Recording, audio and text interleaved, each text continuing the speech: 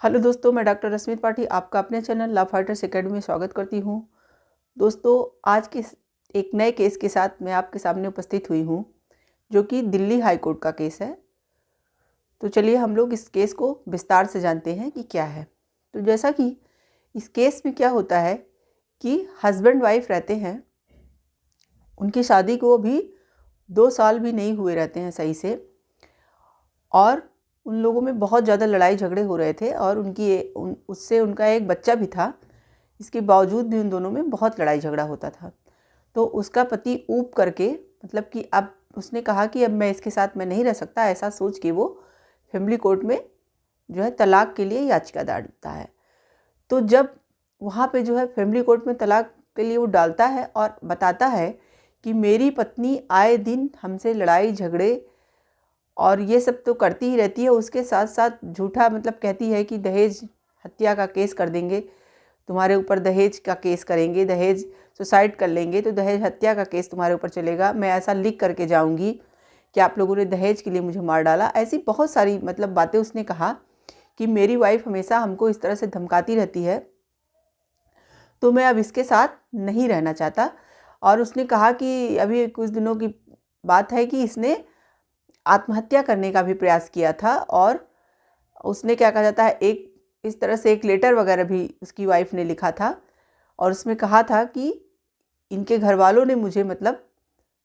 मारने की कोशिश किया है। तो ये सब बातें वो बता करके तलाक लेना चाहता था फैमिली कोर्ट में, ऐसा उसने क्या कहा जी, याचिका डाली। जब फैमिली कोर्ट में मामला गया तो फैमिली कोर्ट ने सारी बातों को सुना और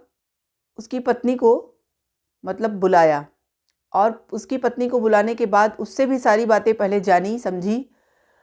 और उसकी पत्नी ने कहा कि मैंने ऐसा कुछ नहीं किया है जैसा ये कह रहे हैं, ये सारी बातें ये झूठ बोल रहे हैं, मैंने ऐसा कुछ भी नहीं किया है, ये पता नहीं क्यों मेरे ऊपर ऐसे इल्ज़ाम लगा रहे हैं, और इन लोगों ने सच में मुझे मारने की कोशिश किया था, हमने आत्महत्या नहीं किया था, ये लोग मुझे ज़बरदस्ती मार रहे थे, तब मैंने इस तरह का लेटर लिखा था, और मैंने स्वयं से आत्महत्या नहीं किया था। तो इस तरह उसकी पत्नी बताई। लेकिन कोर्ट में जब उससे क्रॉस एग्जामिनेशन वगैरह कराया गया, सब कुछ पूछताछ अच्छे से दोनों पक्षों से हुई, तो पता चला कि उसकी वाइफ झूठ बोल रही थी और उसकी पति की सारी बातें सच पाई गई, और उसकी वाइफ जितनी बातें बोल रही थी वो सब झूठी पाई गई। इवन ये हुआ फैमिली कोर्ट में, ये भी साबित हुआ कि जो लेटर उसने लिखा था वो स्वयं लिखा था, उसे किसी ने डरा धमका करके कोई बात नहीं मतलब कराया था। उसने जो भी किया था अपने मन से ही सुसाइड वगैरह करने की कोशिश किया था। तो उसके बाद फैमिली कोर्ट ने जब पूरे मामले को अच्छे से समझा, सारे सबूतों को देखा जाना, तो फैमिली कोर्ट ने तलाक के लिए मतलब अर्जी उसकी याचिका स्वीकार कर ली और तलाक के लिए बोल दिया। अब उसकी वाइफ को ये सब पसंद नहीं आया, इसीलिए उसने कहा कि मैं जो है अब हाई कोर्ट जाऊंगी। इसीलिए वो दिल्ली हाई कोर्ट में उसकी वाइफ ने याचिका डाला और कहा कि ये जो तलाक का फैसला जो है फैमिली हाई कोर्ट ने दिया है, उनका जो फैसला आया है, इसके खिलाफ हूँ मैं। तो जो दिल्ली हाई कोर्ट थी, उन्होंने भी पहले मामले को पूरा अच्छी तरह से समझा और पूरी तरह से समझा, और जब वहाँ उन्होंने देखा तो उन्होंने कहा कि जो मतलब फैमिली कोर्ट ने आपको तलाक का की बातें कही हैं वो एकदम सही कही हैं, क्योंकि आप लोगों ने 2 सालों के अंदर, 2 साल जब से आपकी शादी हुई होने को आप बता रहे हो हुआ, तो आप इन 2 सालों के अंदर आप लोगों ने क्या किया? आप लोगों ने 10 महीने भी आप बोल रहे हो सही से साथ में नहीं रहे हो, उसके बाद जितने दिन आप लोग साथ भी रहे हो, हमेशा लड़ाई झगड़ा, आप जो है इनके घर वालों को धमकी दे रही हैं कि मैं आत्महत्या कर लूँगी। तो बेचारे घर वाले भी क्या है, डरे समय से रहते हैं कि पता नहीं कब ये आत्महत्या कर ले और हम लोग फंस जाएं। और उसके बाद आप हमेशा कहती दहेज हत्या का केस करती रहती हैं, और भी कई सारी आप बातें उस पति के खिलाफ अपने करती रहती हैं। तो ये बात जो है जब फैमिली कोर्ट में सब प्रूव भी हो चुकी है, तो फैमिली कोर्ट ने जो फैसला दिया वो सही ही दिया है, क्योंकि आपने जो है एक बार सुसाइड करने की भी कोशिश किया और सुसाइड करके लेटर वगैरह भी झूठा लिखा और फंसाया उसके मतलब परिवार वालों को, और आप इस तरह की आए दिन धमकियाँ दे रही हैं, आपके पति का ऐसा कहना है, और ये बात सब प्रूफ भी हो गई है। आपसे जब क्रॉस एग्जामिनेशन कराया गया तो आप उसमें ये सब बातें सामने आई थी। तो दिल्ली हाई कोर्ट ने सारी बातें उसकी वाइफ से कहा और कहा कि मैं चाहता था कि मैं आपकी शादी को मतलब मैं बचा सकता हूँ, बचाने की मैंने पूरी कोशिश भी मैं करता। लेकिन जब आप लोग के साथ इस तरह का हो रहा है कि आप लोग 10 महीने भी साथ नहीं रह पाए और आप आए दिन उसके घर वालों को लड़के के प्रताड़ना दे रही हैं, बार बार इस तरह की धमकियाँ दे रही हैं, तो आप लोग का एक साथ रहना बेकार है। रहा तब जाता है जब आप लोग प्रेम से रहे होते या किसी कारण बस आप लोग इस तरह का तलाक लेते, तो कहा जाता है कि चलिए हाँ, पहले शादी को हम बचाने का पूरा प्रयास करते हैं। लेकिन आप क्या कर रही हैं? आप आए दिन लड़ाई झगड़े ये सब मचाई हैं, उसके बाद भी आप झूठ बोल रही हैं, आप झूठा केस कर रही हैं। देखिए, आप हों चाहे और महिलाएं हों, कोर्ट ने ऐसा कहा कि आप हों या और महिलाएं हों, ये सबका अधिकार है कि अगर उनके ऊपर कोई भी अत्याचार हो रहा है तो वो इसके खिलाफ आवाज़ उठाएं। और उनके लिए इसीलिए नियम कानून भी बनाए गए हैं। लेकिन